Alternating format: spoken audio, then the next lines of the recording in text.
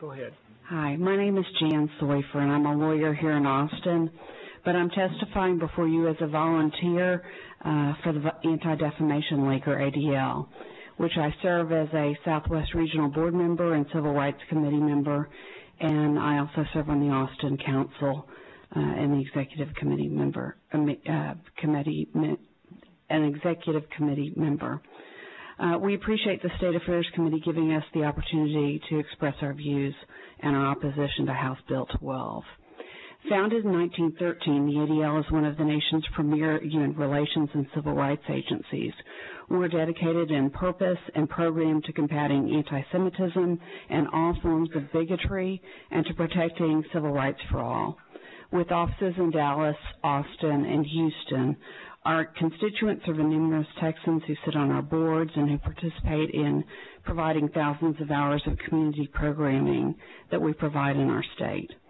We in the Jewish community know full well how the ugly history of anti-immigrant backlash when it was directed at our parents and grandparents. We don't want to see that history repeated for any individual or group.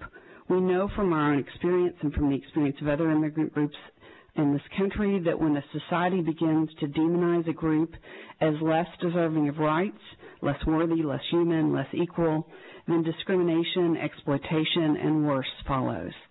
Therefore, while reasonable people can disagree on how to address immigration, the use of stereotypes, hateful rhetoric, and dehumanizing language have no place in a civil debate on immigration reform. With regard to immigration reform, ADL supports comprehensive federal immigration reform which addresses both security and humanitarian interests. Effective immigration reform must include border security, screening enhancements, the use of improved databases, more extensive international and federal, state, local coordination, and more effective visa tracking of aliens permitted to enter the country. But based on our concomitant recognition of our nation's rich heritage as a nation of immigrants, we also advocate for the non-discriminatory and humane treatment of foreign-born workers in the U.S. The federal government's failure to enact comprehensive immigration reform has undoubtedly been a setback for our nation of immigrants, and there is an urgent need for reform that balances fairness, compassion, and security. However, the complex and essential work of immigration regulation, policing our borders, and enforcement of immigration laws should remain with the federal government. Inconsistent state and local efforts to regulate immigration will lead to a fractured system of immigration laws that harms U.S. citizens, legal residents, and undocumented persons, as well as specific ethnic communities. The ADL works closely with local law enforcement in the areas of domestic extremism and terrorism, hate crimes, and security for religious institutions. As a longtime advocate of community police partnerships to prevent, investigate, and solve hate and bias-motivated crimes as well as other crimes, ADL must oppose HB 12 because we firmly believe, may I just finish, that would weaken such partnerships and pose a threat to public safety by undermining community policing and crime prevention.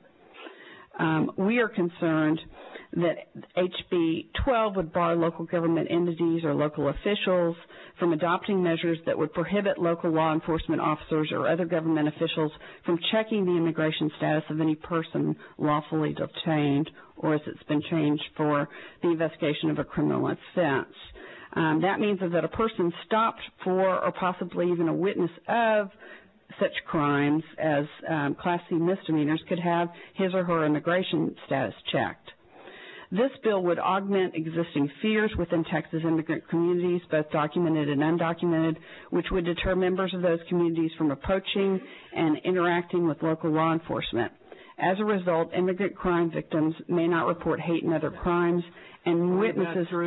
Yeah, I'm on my last sentence. Okay. Witnesses may not come forward for fear of being deported or being taken into custody, and we're concerned that those circumstances could only serve to undermine community policing, crime prevention, and public safety. We therefore urge you to oppose HB 12.